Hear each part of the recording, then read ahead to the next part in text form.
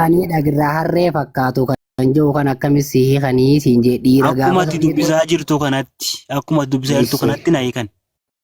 Ayyi ani hiikka isaatiin wallaalee bar dhiira gaafa Hiika isaa saniitu wallaalte? harree dhiira gaafa saniitu akka harree ture siin jammoo harree ammaan tanaatu dhiira gaafasii ture siin janii si barsiisan. Akkam? Dhagni isaanii dhagna harree fakkaatu jaami. Eeshi jedhe. Bakka tan akkam janii si hiikanii si barsiisan. Afaan Oromootiin barraa'ee siin jedhee bara. Afaan Oromootiin barraa'e koo. Kana na godhii. Ana Akka afaan Arabiffaa waan dalga barraa'e sitti fakkaate moo? ana afaan Arabiffaati siin jechaa jiru kaniin siin jechaa Hiikoo jiru. akkamitti afaan Oromoo deebitee afaan Oromootiin na gaafattare akkuma afaan barraa'etti na hiikanii akkuma inni barraa'ee asirra jiru isheenis achitti michoota ishee kanneen dhagni saalaa isaanii dhageeffachaa jirta? Ani Dhagni saalaa isaanii dhagna hormaata kormaa harree fakkaatu. Fincaan isaanii dhageeffadhu kin isin jee silaahin suhuura nyaadhee jiraadheen dhageeffadhu soomanan na jalaa bada garuu waan hin suhuura nyaatiniifin hangaan maaliif suhuura kaaste reeshi dhaggeeffachuu kan hin barbaanne maaliif kaaste? laammaniin dhageeffadha hangaan suhuura nyaadhu akkiniin siin jee Yaa Rabbi. akkam siin jee dhagoo jirta amma ijoolleen tun sababii cubbuu hojjetaniif akkas godhee jetteemi Eeyyen. mee bakka itti ijoolleen tun akkana godhuun cubbuudha bakka itti waaqayyoon jee ragaa naa kanne macaafarra akkana godhuun isaanii cubbuudha kan inni je waaqayyoon Akkam? je Akkam? ijoolleen tun deemtee sagaggaaluun isaanii cubbuudha kan waaqayyoon jee dubbate. Sagaagalummaa moo? Ijoolleen amma deemtee maarreesii qabanii maarree irra dhangalaasan kuni sagaggaaluu cubbuudha cubbuu hojjetanii bakka itti waaqayyoon jeen je. Inde. Kophaatti ekeleen xalayaan intinaan jedhee maqaa waamuu qaba. Sagaagalummaan cubbuudha erga jedhee sagaagalummaan ikkoo cubbuudha bara. Isin biratti cubbuu miti?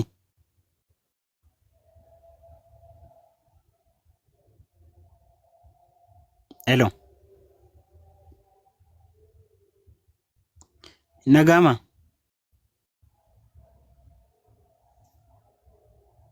irratti bilbilan fakkaate qoobse.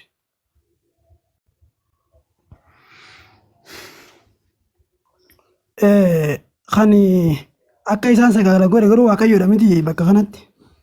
Ara waaqayyo sagaagalaa jedhe yoomitti meebbe. Jechuun waan isaan akkas ta'aniif akkam godhee jedha waaqayyoon. Wangeela biraa qabdaa siifan dubbisaan. Nan qabee isheen biyya sanatti michoota ishee warra dhaagni deebitee hayya dubbadhu. Deebi'ee jira akkiniin siin jee yaahwe Eeshi. ijoolleen tunii sagaggaalanii jiraniimi. Eeyyeen. Ijoolleen tunii cubbuu hojjettee jirti sababii isiin cubbuu hojjetteef waaqayyoon murtee kanaatiin itti kannee jee bakka itti dubbate fidiin siin jee.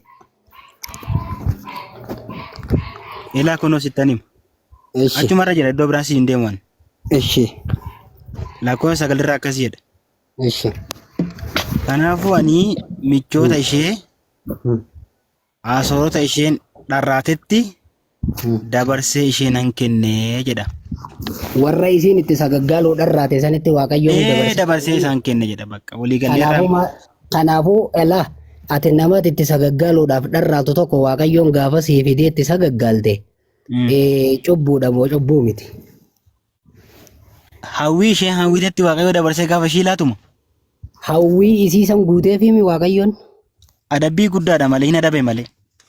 Akkamitti adabe waan ati itti sagaggaaluudhaaf hawwitu tokko harkachuu dadhabdee hawwitu tokko waaqayyo gaafa sii fide kam. Akkamitti akkas goota jetta? Akkas godha waaqayyo jetta? Ati amma fakkeenyaaf Ameerikaa deemuu hawwita ta'a. Ameerikaa deemuu hawwitee waaqayyoon Ameerikaa san si geessa. Si galee Ameerikaa san gaafa ati Ameerikaa deemuu hawwitee gaafa waaqayyo Ameerikaa si geessu wanta badii hawwitee santu badii ta'ee waaqayyoon si geesse moo hawwitee santu siif guutamee waaqayyoon ichi si geesse. Hawwii koo naa guutee ennaa waaqayyoon na geesse. Dubartii tanaas bari isiin sagaggaalummaadhaaf warra Aaroon sanitti sagaggaalummaadhaaf hawwitee jennaan waaqayyo warra sanitti isii geesse akka isiin sagaggaaltuuf. Kanaafuu hawwii sii guutee fe'isa cubbuu teere. Akkamidha beektaa ati wangeelatti namantaa garuu sittaan hima bakka kana. Akkamitti cubbuu ta'ee siin jee Waaqayyoo waan isin sagaggaaluu hawwitu saniif fuudhee deemsa gaggaalii jeetti geesseefiini akkamitti cubbuu ta'e. Akkamitti cubbuu ta'eetta? Sagaagalummaa akka cubbuu ta'ee barraa'ee jira wangeela irratti. Hankasa waan biraas hin gaafanne ijoolleen tun bakka ifiitti sagaggaaluu barbaaddu san osoo ni hin harkatin ijoolleen numa hawwite teesseetuma hawwite malee hin harkanne ka fuudhee bakka hawwii isaanii san geessee akka isaan sagaggaalan godhe Waaqayyoodha. Eenyutu Waaqayyoo kamtu cubbuu rakkata boo ka geessee Waaqayyo hawwaa isaanitti dabarsee isaan laate. Dabarsee bakka isaan hawwansan fuudhee geessee mire. Innaaree badii maaltu jira inumaan ni dhagaamtee fi hawwiin isaanii san ni guutamtee ni raawwatamtee fi bar. Indo gongoriin baay'ee indo gongoriin sittan hima. Akkamittiin dogoggoremee fakkeenya akkuma macaaninuu fakkeenyaan barsiisa beektaa akkuma ati amma Ameerikaa deemuu hawwita. Osoo ati Ameerikaa deemuu hawwaa jirtu Waaqayyoon fuudhee Ameerikaa si geessa hawwii teessan siif guutamti. Isaanis sagaggaalummaa warra Aroon sanitti hawwaa turanii Waaqayyoon fuudhee warra Aroon geessee akka sagaggaalan godhe kanaafuu hawwii isaanii guuteef. Ati Ameerikaa deemuun kee cubbuudha amma yoo akkasii si geesse Waaqayyo. Ameerikaa na geessuummoo? Ati amma Ameerikaa hawwitaa Ameerikaa ati dhaquudhaaf hawwitu tana Waaqayyoon fuudhee si geessa. Ani yoo Ameerikaa deemuun koo cubbuu miti dhageeffadhume. Ati Ameerikaa deemuun kee cubbuudha? Ani Ameerikaa deemuuf hawwuun koo yuusi jemmar cubbuun turre. Bakka dubartoonni sagaggaaluuf hawwanii Waaqayyoo warra isaan sagaggaaluuf itti hawwan sanitti fuudhee geesse akkamitti cubbuu taare. Wantichi yoo jalqaba sagaagalummaa yoo jalqabumarraa kaasee yoo cubbuu waan ta'eef cubbuu kan ta'u. Cubbuu ta'uu kan danda'u sagaagalumti mataa isaa iyyuu cubbuu waan ta'eef jalqabumarraa iyyuu cubbuu waan ta'eef isaan cubbuu jechuu fi dharraa qabu hawwii qabu waan ta'eef cubbuu jechuu barbaadu karaarraa deebuu hin barbaadan. Bakka dhiise karumarraa yoo deebuun barbaadan. Bakka dhiise lafti karaa ramadaana isaan barbaadetti isaan dhiise maaliif dhuma irratti firdii argatu waan ta'eef. Firdii isaanii amma battala kanatti Waaqayyo amma battalatti hin kennu firdii. Firdii isaa guyyaa dhumaa kennaaf waan ta'eef guyyaa dhumaa kennaaf waan ta'eef amma cubbuu isaaniitiif battalatti hin kennuuf. Erga Waaqayyoon cubbuu namaatiif firdii guyyaa dhumaa san kan namaa kan nu ta'e warra sadoomsan maaliif addunyaa irratti osoo guyyaan dhumaan ga'in addunyaa irratti isaan balleesse. Warra Sodoom isaaniif guyyaa badiiti ka. Inta ijoollee tanaafoo guyyaa gammachuuti. Warri Sodoomii koo guyyaa sana miti cubbuu kan hojjete guyyaa sana qofa miti bara kan cubbuu hojjetan. Ijoolleen tunoo guyyaa tokko qofa. Guyyaa tokko qofa miti. Inna maaliif balleessuu didee duuba hawwii isaanii guutaaf. Kanaan duras koo cubbuu hojjeta ture waan ta'eef. Dhiisi bakka dubbi gaafiin ta'e asumarra nu deebisaaf xumurtee jira.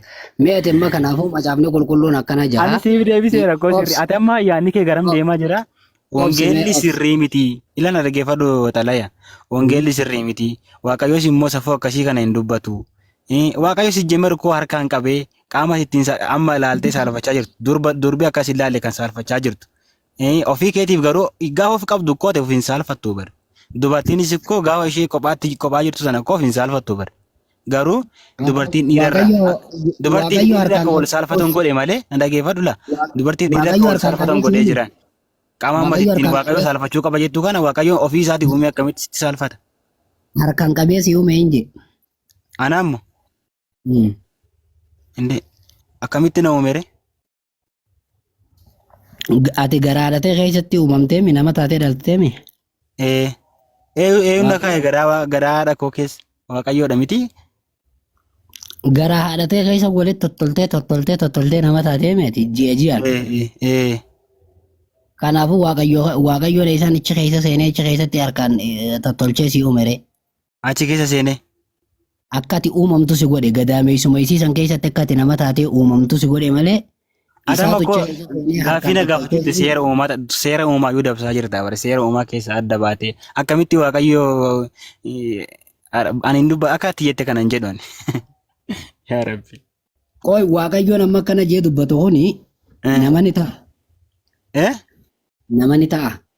Inni kun gaaffii biraadha. Gaaffii lammaffaa si gaafadha amma. Gaaffii sanatti deebina yoo yeroo Mala qaban. waaqayyo kana jettee miree waaqayyo nama kana jee dubbatu kun nama ni ta'a. Akkamittiin ta'ure? Sadarkaa laattee taafeeti waaqayyo kana asirratti dhaabbachuu qaba jettee waaqayyoon iddoo kana darbuu hin qabu jettee wanta laatteef hin qabda. Laa wanta waan inni fi laate malee hin laalneef. Ati hin laanneef. Amma fakkeenyaa fi sirriitti na dhaggeeffadhu mee gaaffii si gaafadhu kana hin deebista yoo ta'e garuu gaaffii biraa natti kaaste beekta. Gaaffii biraa natti kaaste. No gaaffii biraatii miti itti fufeeti. Barnoota ijoolleef haa ta'u jeeti. Eshi. Maqaa Allahan qabu 99 keessa Allahan waan hundumaa danda'a kan jedhu hin jira. Maqaa Allahan qabu hunduma keessa jechuudha. Allah 99 qaba miti. Maqaa Allahan qabu sana keessa Allahan waan hundumaa danda'a kan jedhu hin jira.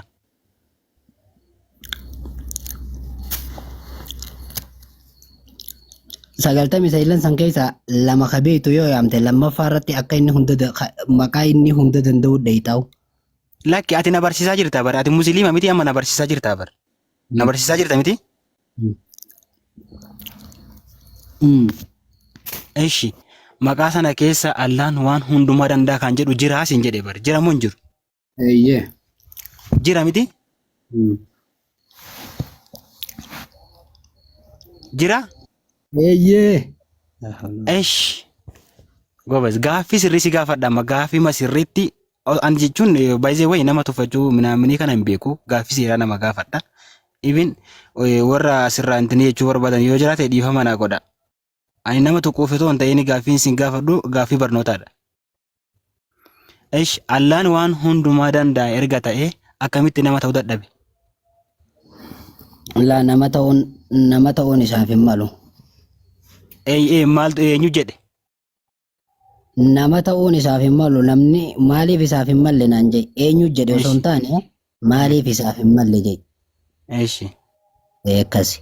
Nama ta'uu Eshi maaliif isaaf hin malle? Maaliif isaaf ati maaliif situ jedhe immoo quraanatu isaaf hin malle jedhe eshi gaaffii kana. Dhageeffadhu kaa dura siifin hima. Wanti isaaf hin mallee fi namni ni nyaata, ni dhuga, ni ficcaana, ni udaana, ni rafa, ni ka'a, ni dadhaba, ni muuga.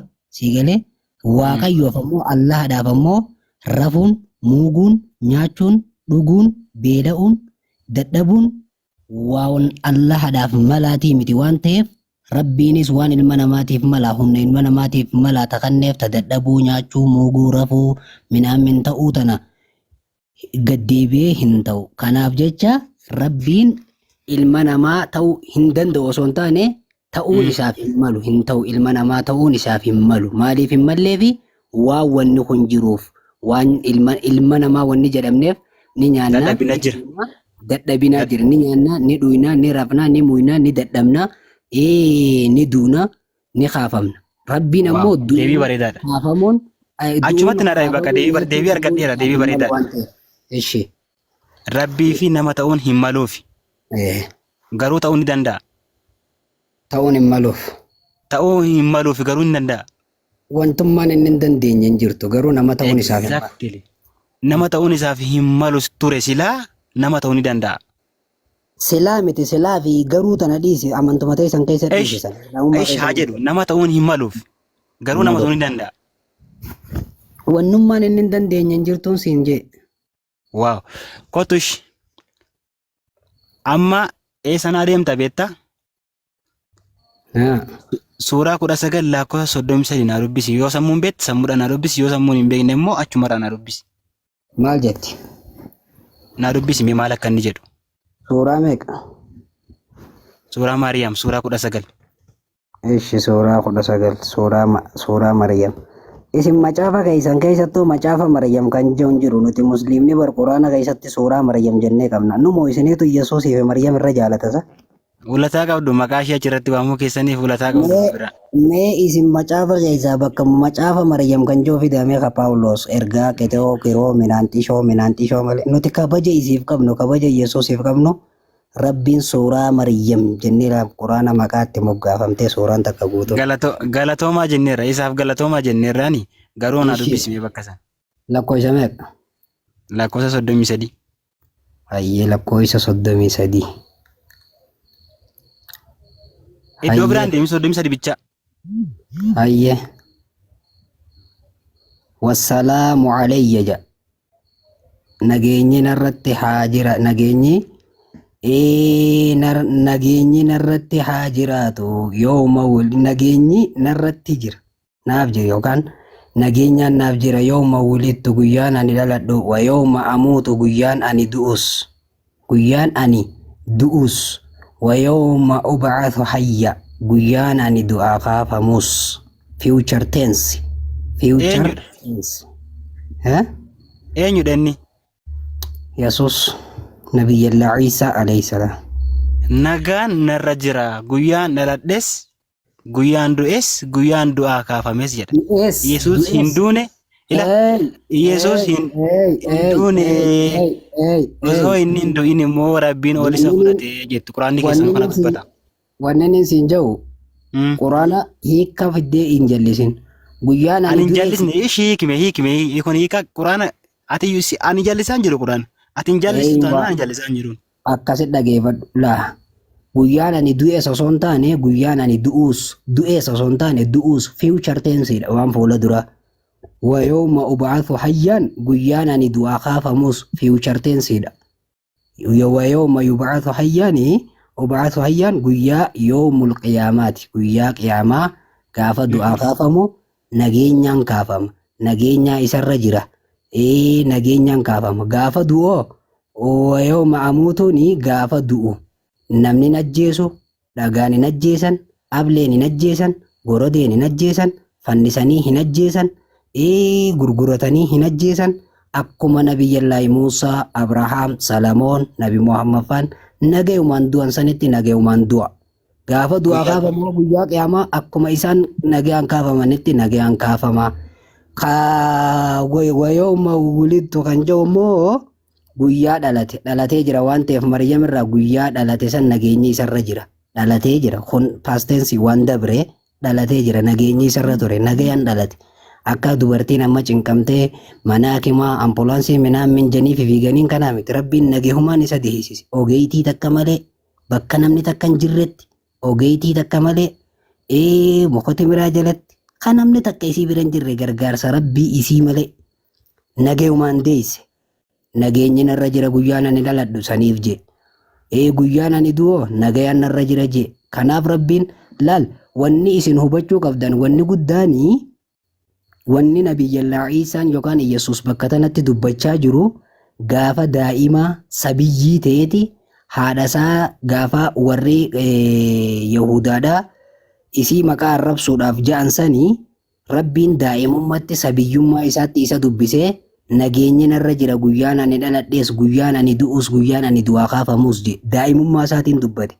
Kanaaf rabbiin gaafa inni guddatee isa ajjeesuudhaaf warri Yahudaa barbaadan wanni rabbiin akka isaan isa hin ajjeefne godhee osoo isaan isa hin ajjeesin jalaa gara samiitti ol fudhatee fi waan Yesuus Kiristoos yookaan Nabiyyallaa Ciisaan gaafa daa'imaa haati dura deessu sani wayooma amuutu jusan.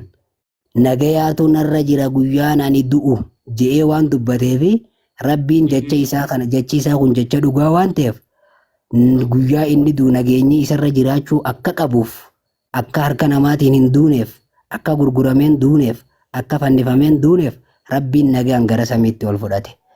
Siigalee jecha kanaatu guutameef jecha kanaatu raawwatameef akka macaafaatti gara du'a isa oolchuutti waaqayyo gara du'a isa oolchuu danda'utti kadhata dhiyeeffatee kadhanni isaa isaaf dhagaameef osoo macaafni jedhu lakkii inni du'ee jira jenneen falminu. Rabbiinis rabbii waadaa diiguu miti. Rabbiin keenya rabbii waadaa diiguu miti. Rabbii waan dubbate faalleessuu miti. Rabbii waan yeroo takka murteessan qayyaruu miti. Rabbii waan yeroo takka dubbate yeroo biraa dhufee yeroo biraa diiguu miti. Rabbiin keenya maaliif waan Yesuus Kiristoos daa'imummaatti gaafaan ani dhaladhu nagayaan narra jira je'ee fi gaafaan ani du'u nagayaatu narra jira je'ee fi nageenya inni gaafaan ani du'u narra jira je'e san isaaf guutuuf harka Yahudaatti osoo isan ajjeesin gara samiitti ol fudhate.